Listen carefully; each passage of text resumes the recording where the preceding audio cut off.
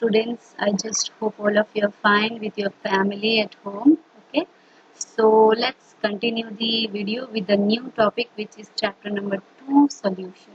Okay, so in this chapter, I have taken some important topics from all the topics. Okay, so let's see what are those. Okay, so here the some important topic. See, first in this the important topic is types of solution, ये important है, ठीक है. And second important is factors affecting solubility. ठीक है, before this I tell you what is solubility and then मैं बोलूंगी कि solubility को इफेक्ट करने वाली कौन सी चीजें, ठीक है. उसके बाद Raoult's law which is important and most important fourth one which is ideal and non ideal solutions. ठीक है, एंड ऑल्सो कोलिगेटिव प्रॉपर्टीज भी इम्पोर्टेंट है, ऑस्मोटिक प्रेशर भी इम्पोर्टेंट है. कोलिगेटिव प्रॉपर्टीज में और भी टाइप्स आएंगे, ठीक है, थोड़ा लेंथी होगा, नो प्रॉब्लम, उसको हम लोग इजीली शॉर्ट पॉइंट में और अच्छे से जो कि तुम लोग को याद रहे वैसा मैं पॉइंट्स दे दूंगी. ओके, देन हम लोग उसमें देखेंगे कोलिगेटिव प्रॉपर्टी के बाद उसके टाइप्स भी है और भी है, ठीक है. उसके बाद हम लोग देखेंगे osmotic pressure and next important is isotonic, hypertonic and hypotonic solutions. Okay, previous video में मैंने आपको बताया था कि जो अल्कोहल, फिनॉल एंड ईथर्स के कुछ important questions मैं आपको देने वाली हूँ बोली थी, ठीक है. इंटरनेट की इशू की वजह से मैं वो आपको नहीं दे पा रही हूँ. ओके, तो नेक्स्ट वीडियो में शायद मैं आपको वो सब क्वेश्चंस दे दूंगी. Okay, so let's start the first one which is types of solutions. ठीक है, before going to this solution, types of solution, I will tell you little bit introduction about solution. ठीक है, सॉल्यूशन यूजुअली क्या होता है, दो है, ठीक है. एक मैंने आपको सॉल्यूशन एक सिंपल एक ही सेंटेंस में बता दूंगी कि सॉल्यूशन क्या है, आपको इजीली समझ में आ जाएगा. ठीक है, मैंने दो आप लोगों ने प्रीवियस ईयर में यानी कि 11th स्टैंडर्ड में होमोजीनियस हेटेरोजीनियस तो पढ़ा ही होगा. जैसे होमोजीनियस यानी कि सिंगल फेज होता है, हेटेरोजीनियस यानी कि डबल फेज होता है. ठीक है, उसमें लेयर दिखाया जाता है. जैसे कि ऑयल में हम तुम लोग अभी पानी डालोगे तो क्या हो जाएगा, 2 लेयर्स दिखेगा, ऑयल सेपरेट दिखेगा एंड वाटर सेपरेट दिखेगा. वैसा हेटेरोजीनियस यानी कि डबल लेयर दिखेगा, आपको पार्टीशन दिख जाएगा कि हाँ इसमें it contains 2 liquids. Okay, so usually solution जो होता है एक सोल्यूट यानी कि एक मैंने तुमको सॉल्ट दिया या फिर कोई भी कंपाउंड दिया, उसको आपने क्या किया, वाटर पोलर सॉल्वेंट यानी कि वाटर में तुम लोगों ने क्या किया, उसको डाइल्यूट कर दिया. ठीक है, तो ये क्या हो गया, क्लियर सॉल्यूशन तुम लोग को मिल गया. ठीक है, ये एक सॉल्यूशन हो गया. और दूसरा बीकर में तुम लोगों ने क्या किया, एक लिक्विड के अंदर दूसरा लिक्विड डाल दिया जो कि ये डिजोल्व भी हो गया या फिर डिजोल्व नहीं भी हुआ हो, नॉन पोलर में डिजोल्व होता हो, जो भी हो. यानी कि what happens here, the solution is a homogeneous mixture of two or more pure substance. ठीक है, homogeneous solution क्या होता है, कि single clear solution, it is a mixture of two or more substances. ठीक है, true solution क्या होता है, it consisting एक solvent consist करता है या फिर एक से भी ज्यादा solutes, यानी कि वो चीज जो हम लोग solvent के अंदर डालने के बाद जो कि dissolve हो जाता है. ठीक है, solvent क्या करता है, सोल्यूट को अपने अंदर लेके डिसॉल्व कर देता है. ठीक है, सॉल्वेंट वो होता है. सोल्यूट क्या होता है, जिस चीज को हम लोग सॉल्वेंट के अंदर डाला गया है, कोई भी कंपाउंड हो, कोई भी सॉल्ट हो, ठीक है, कोई भी लिक्विड हो, ठीक है, ये सब चीजें होता है. Okay, so this is about the type solution introduction.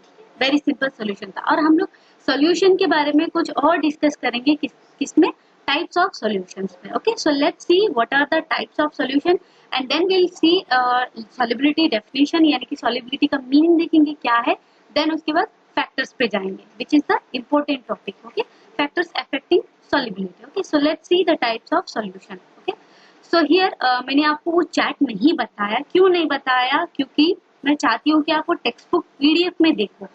ठीक है, वो टेबल नंबर 2.1 है जिसमें टाइप्स ऑफ सॉल्यूशन दिया गया है. ठीक है, see in this type of solution a solution what happens either a solid which dissolves in the liquid or a mixture of two liquids. पहले ही बोला था मैंने इंट्रोडक्शन में, 2 बीकर मैंने दी हूँ. एक दोनों में क्या होता है, सॉल्वेंट ले लिया है आप लोगों ने, एक ऑलरेडी वहाँ सॉल्वेंट प्रेजेंट है. सॉल्यूशन या फिर वो होता है एक सॉलिड को मैं लिक्विड में डिसॉल्व कर दी हूँ, या फिर वो होता है जिसमें दोनों भी लिक्विड है. समझ में आया, दोनों भी लिक्विड है, या वो सॉल्यूशन होता है. ठीक है, so these are there are other types of solutions as well. जैसे कि कुछ और भी टाइप्स है, क्या है मैं बताती हूँ। Solute and the solvent that may be in any of three states. जैसे कि स्टेट्स कौन से हैं आप लोग को मालूम है, solid, liquid and gas. Solid में क्या होता है, जो पार्टिकल्स है वो tight, they are hold together. Liquid में इतना नहीं रहते और गैस में एकदम फ्री रहते हैं, कहीं कहीं और में प्रेजेंट रहते हैं, ठीक है। तो यहाँ इन थ्री कैटेगरीज में यानी कि इन थ्री स्टेट्स में types of solutions को elaborate किया गया है. You can see the table number 2.1. You can easily understand. It has given with the example also. ठीक है. So you can see in the first solid one, solid के साथ क्या है, लिक्विड भी है, सॉलिड के साथ सॉलिड भी है, सॉलिड के साथ गैस भी है. ठीक है, ये एक हो गया एक कैटेगरी. ठीक है, और दूसरे कैटेगरी में क्या आएगा, next second one liquid. Liquid के साथ लिक्विड भी है, लिक्विड के साथ सॉलिड भी है, लिक्विड के साथ गैस भी है. ठीक है, this is the second category. And also the third category you can see, gas के साथ क्या है, गैस के साथ लिक्विड भी है, गैस के साथ गैस भी है, गैस के साथ सॉलिड भी है. ठीक है, ये हो गया टोटल तीन कैटेगरी, यानी कि total 9 other types of solutions also described. Okay, so you can see that it's usually देखो ये जो 9 types of solution है, it depending on the states of the solute and solvent. ठीक है, that is summarized in that table. You can see that. Okay, so the solutions that may be involved in any combination of these three states, मैंने बोला गया था total 9 आएंगे. ठीक है, combinations आएंगे इन तीन states of their components. Okay, so this is about the types of solution. Very simple. उस टाइप जितने भी 9 टाइप्स है ना, इजीली है, टाइप्स को आराम से आप लोग लिखोगे, लेकिन एग्जाम्पल्स के साथ लिखना वेरी डिफिकल्ट. ओके, सो कोई भी एक या दो एग्जाम्पल याद रखना उसका. Okay, so let's see the second one is which is solubility. important है. ठीक है, अगर solubility तुम लोग समझोगे तो you will easily understand the factors which affect the solubility. Remember, factor which affect the solubility. ठीक है, so here solubility क्या होता है, solubility, the solubility of the solute is its amount per unit volume of saturated solution at a specific temperature.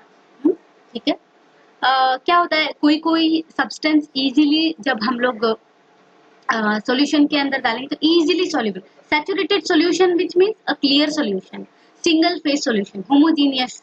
ठीक है, यानी कि single phase वाला solution at a specific temperature में. कोई कोई रूम टेम्परेचर में ही सॉल्युबल होता है, कोई कोई सॉल्युबल होता ही नहीं, जिसको हम लोग क्या करेंगे, हीट करना पड़ता है, उसके बाद वो क्या होता है, सॉल्युबल हो जाता है. ऐसे भी कुछ कंपाउंड्स होते हैं. ठीक है, so usually solubility definition आपको यही याद करना है. okay, the solubility of the solute which means the substance, the compound which is given to you. okay, so the solubility of solute, its amount per unit volume of saturated solution at a specific temperature. okay, so solubility of this solute is its maximum concentration. ठीक है, उसका एक maximum concentration है, and it is expressed in concentration units mole per liter. ठीक है, ये इसका unit है. Very simple. सॉल्युबिलिटी में आपको एक डेफिनेशन याद रखना है और उसका यूनिट जो हम लोग एक्सप्रेस करते हैं. ठीक है, मोल per litre. Okay, so this is about the definition which is simple solubility. So next factors. Okay, so solubility confuse मत होना. Very simple.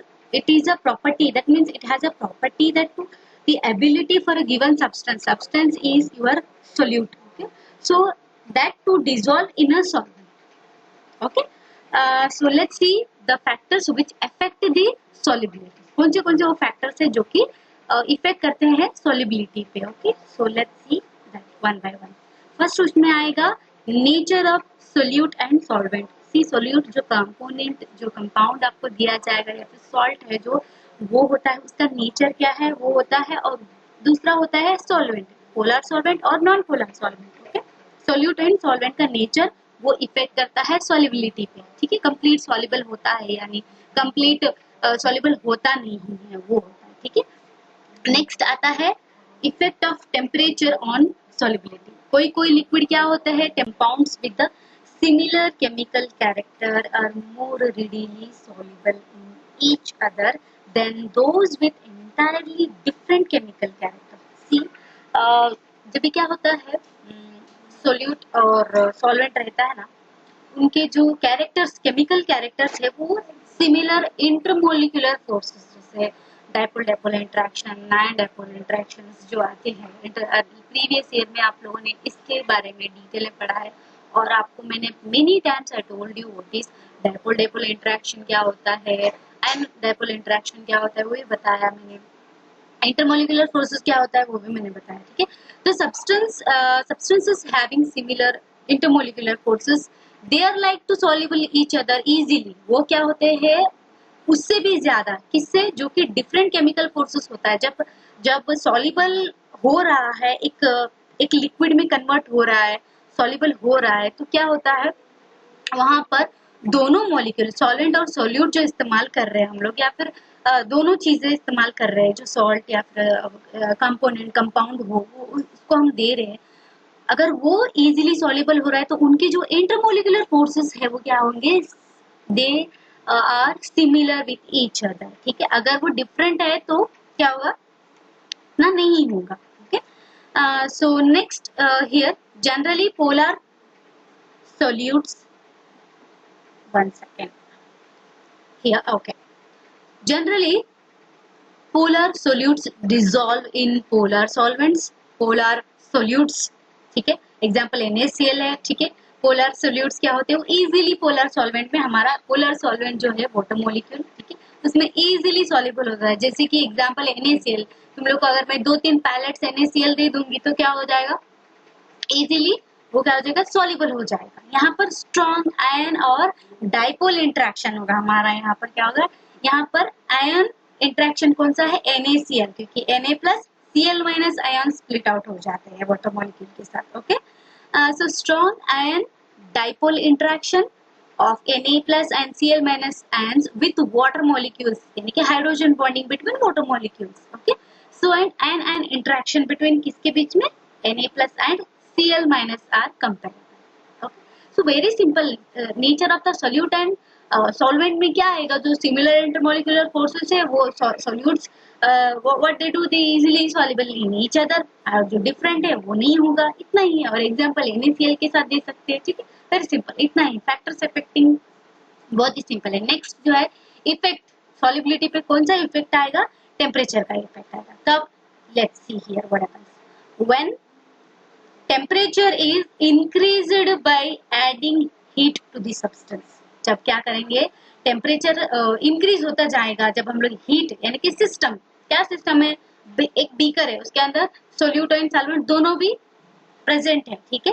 जब हम लोग टेम्परेचर इंक्रीज करते जाएंगे, when by adding heat to this system, इसमें वही उसी बीकर को जिसमें मिक्सचर प्रेजेंट है उसी को हम लोग सिस्टम बोल रहे हैं, ठीक है, कंफ्यूज मत होना सिस्टम को लेकर, ओके।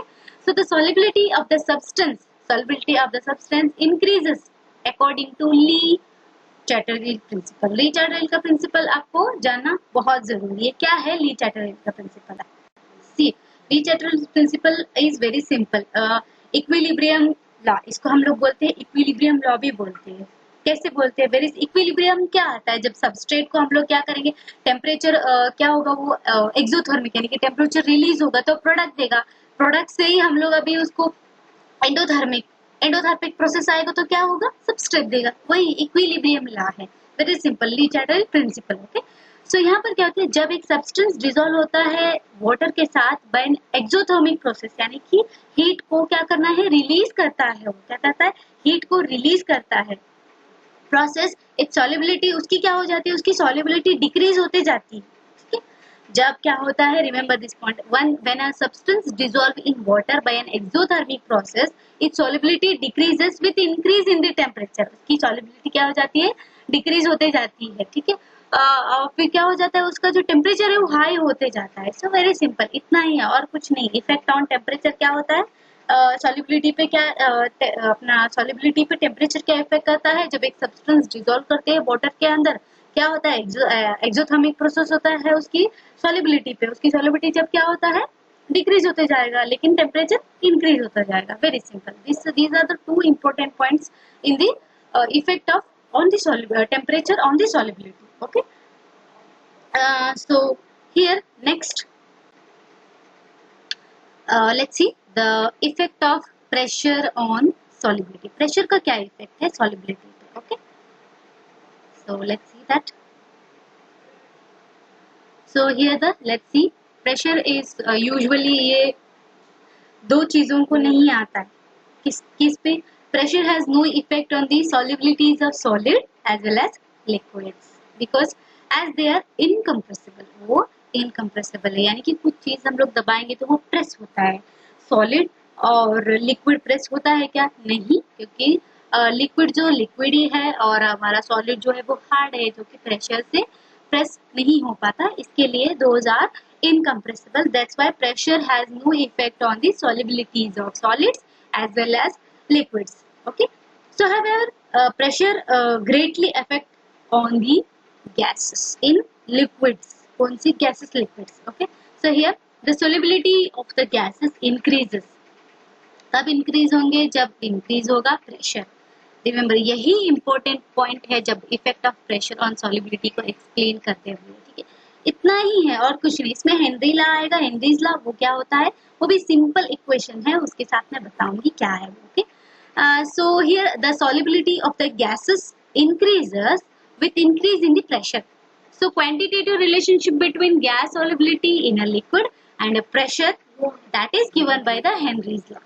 ठीक है, इन दोनों का जो क्वांटिटेटिव रिलेशनशिप है किसका? गैस सॉल्युबिलिटी का लिक्विड में और प्रेशर, उसका कौन स्टेटमेंट, यानी कि इन दोनों का जो रिलेशनशिप है that is given by this Henry's law. Henry's law what is he states? It states that the solubility of gases in a liquid is directly proportional to the pressure of the gas over the solution. Very simple. इसमें क्या है? S proportional to P. Solubility of the gas in liquid is directly proportional to pressure of the gas over the solution. Or you can also write this is the pressure constant.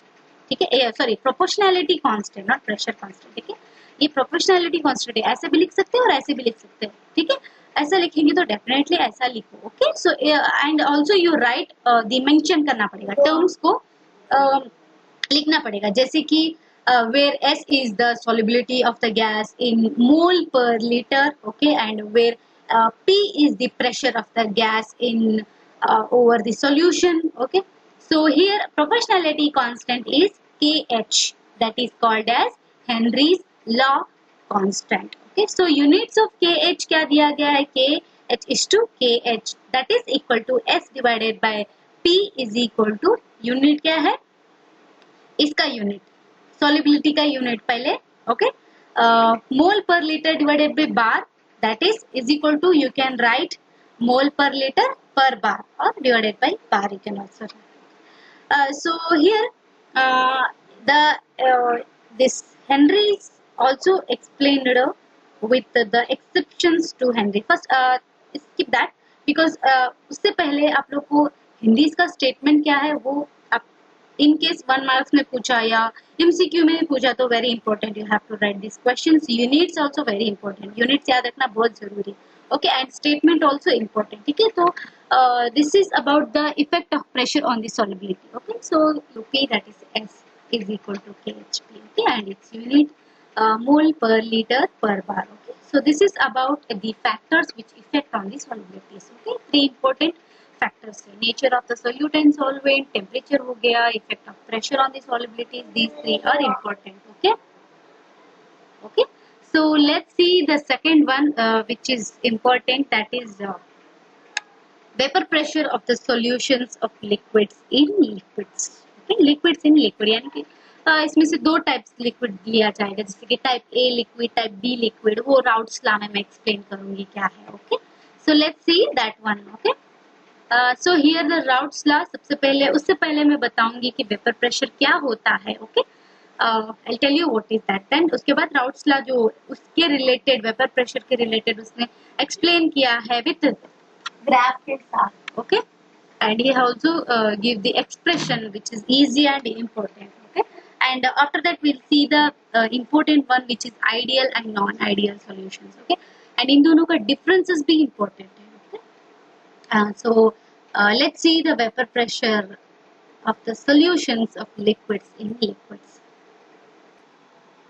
So before going to this statement of Raoult's law, I'll tell you what is vapor pressure and volatile component क्या होता है वो भी मैं बताऊंगी. ठीक है, so vapor pressure क्या होता है? It is a measure of the tendency. Tendency यानी कि उसकी capacity. ठीक है, measure of the capacity of the material, क्या मटेरियल, जो कंपोनेंट हम लोग दे रहे हैं या फिर कोई सॉल्ट दे रहे हैं, ठीक है, that is material, okay, to change its into the gaseous और वेपर स्टेट। गैसियस स्टेट, जब कुछ चीज हम लोग हीट करेंगे तो क्या होगा, उसके वेपर्स निकलेंगे या फिर उसका क्या बोलते हैं, गैस निकलेगा, ठीक है।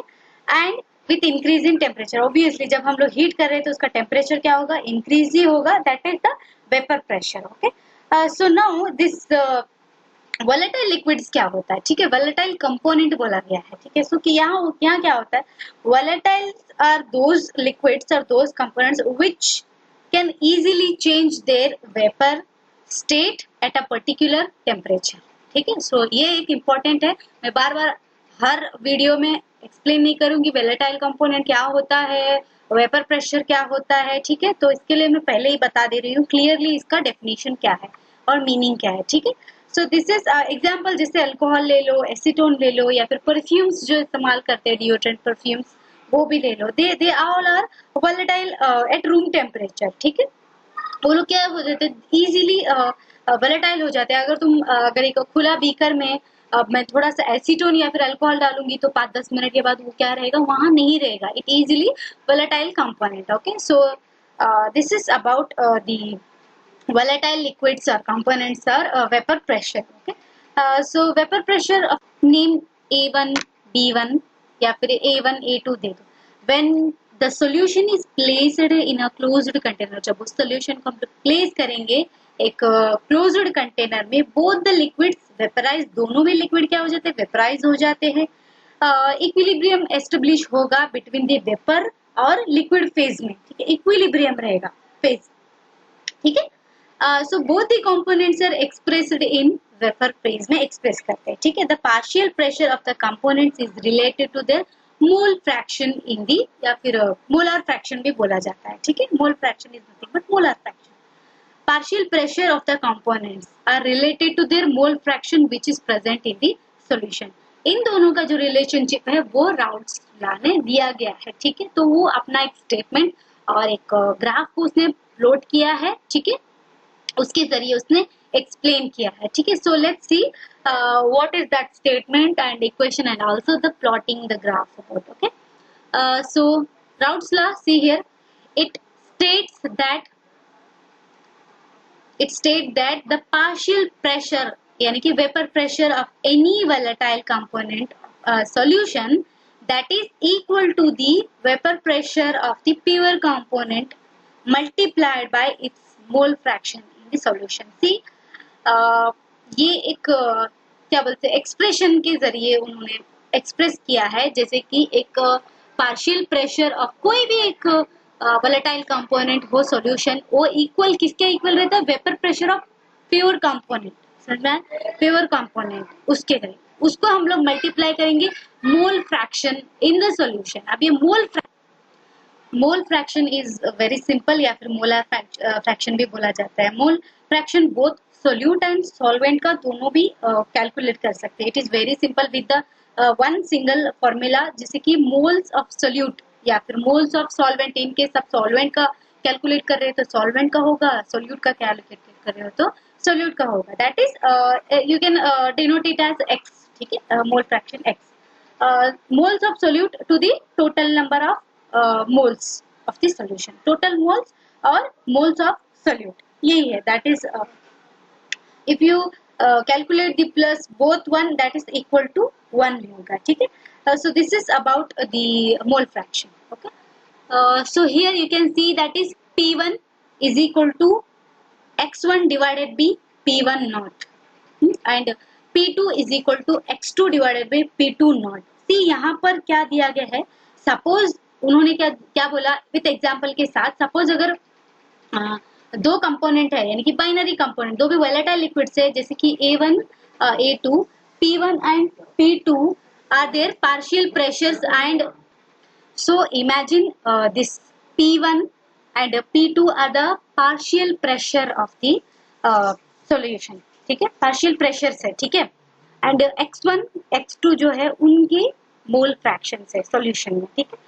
So according to Raoult's law, we can write this P1 is equal to x1 P1 naught. It's actually यहाँ पर डिवाइडेड बाई नहीं है, okay, so cancel this divided by, okay, so x1 into P1, P2 is equal to x2 into P2, यानी कि ये mole fraction है, ये x2 और x1 है, मोल फ्रैक्शन है, उनके जो दो सॉल्यूशन लिया गया है और इसका वेपर प्रेशर है, ओके।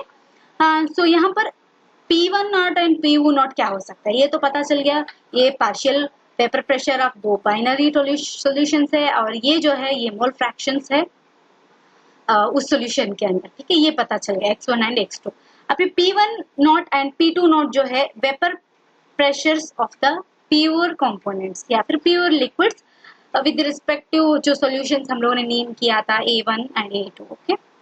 सो यहाँ पर डाल्टन्स लॉ भी अप्लाई किया जाता है किस पे, पार्शियल प्रेशर्स पे। यहाँ क्या होता है Dalton's law, total pressure P above the solution that is क्या है, P is equal to P1 plus P2, P1 plus P2। अब हम लोग को क्या है, टोटल पार्शियल प्रेशर है, ये कि डाल्टन्स लॉ अगर हम लोग अप्लाई करेंगे तो यहाँ टोटल पार्शियल प्रेशर क्या होता है, that is P is equal to P1 plus P2। We know that P1 and P2, तो अप्लाई करो P1 and P2, you will get this, and since we know that x1 is equal to 1 minus x2, तो अब यहाँ क्या होगा, x1 की जगह पर ये डालेंगे तो क्या होगा, after simplifying this you will get this P1 naught minus P1 naught into x2 plus P2 naught into x2, okay, and after all simplifying you will get this equation, this one, P is equal to P2 naught minus P1 naught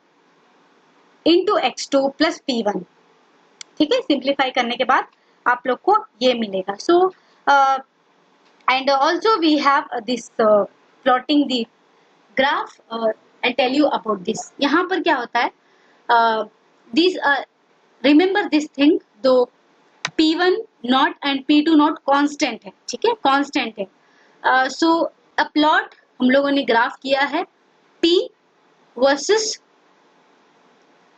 x2 is a straight line, P versus x2 is a straight line, ठीक है, ये देखो यहाँ लिखा है ना, vapour pressure ये है, ये मोल फ्रैक्शन, यानी कि x, उसमें x2 भी आएगा, x1 भी आएगा, okay. So I tell you here putting the x1 is equal to 0, यहाँ पर x2 इज इक्वल टू 0 है, यहाँ x1 0 है, यहाँ x2 1 है, तो वो भी क्या है, I explain what is that, but will see straight line you will get when you plot the graph against P, यानी कि partial vapour pressure, sorry, vapor pressure versus the mole fraction x2, okay, you will get the straight line, you can see this structure.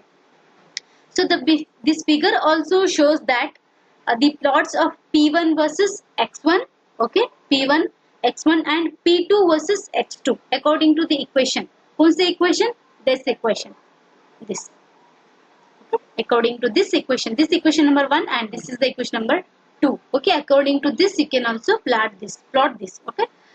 So you can also see the variation of vapor pressure with the mole fraction of solute in this figure.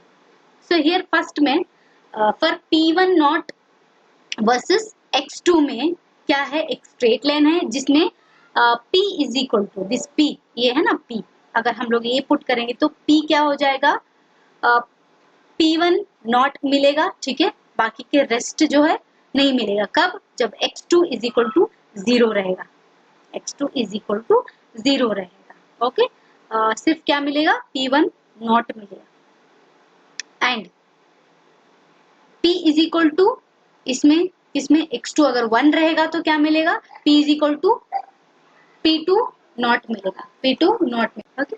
So for the third one क्या होता है यहाँ पर, for P2 versus x2 straight line में क्या हो गया, यहाँ ये देखो, ये स्ट्रेट लाइन आएगा, ये आएगा और ये आएगा, okay.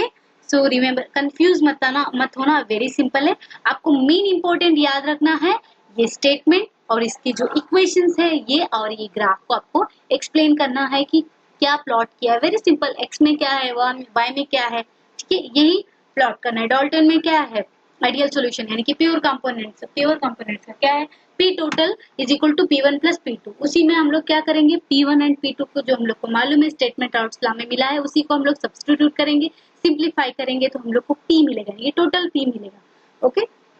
And plotting the graph graph remember यही याद रखना है। For the P2 versus X2 में क्या आएगा, एक स्ट्रेट लाइन मिलेगा जहां पर P2 इज इक्वल टू 0 हो जाएगा। ठीक है, कैसे 0 हो जाएगा, जब X2 0 रहेगा तो ही P2 0 हो जाएगा, और P2 is equal to P2 not हो जाएगा कब, जब X2 इज इक्वल टू 1 रहेगा। Okay, so this is about the graph and also the routes law, very simple law है। ठीक है, so next, in the next video we'll see the ideal and non-ideal solutions, okay, and also we'll give you some important question with assignment। okay, assignment में क्या रहेगा, जैसे कि difference between ideal solution non-ideal solution लिखो, explain करो, routes law के बारे में नोट लिखो, ऐसे क्वेश्चंस, वेरी सिंपल क्वेश्चंस रहेंगे। ठीक है, इसको आपको अगर याद नहीं है तो रिपीटेडली प्रैक्टिस करना है ग्राफ को। ठीक है, to remember that plotting. Okay, so that's it about this, that's it, यहाँ तक हो गया हमारा video, and tomorrow we'll tell you in the next week ideal and non-ideal solution। okay, thank you students।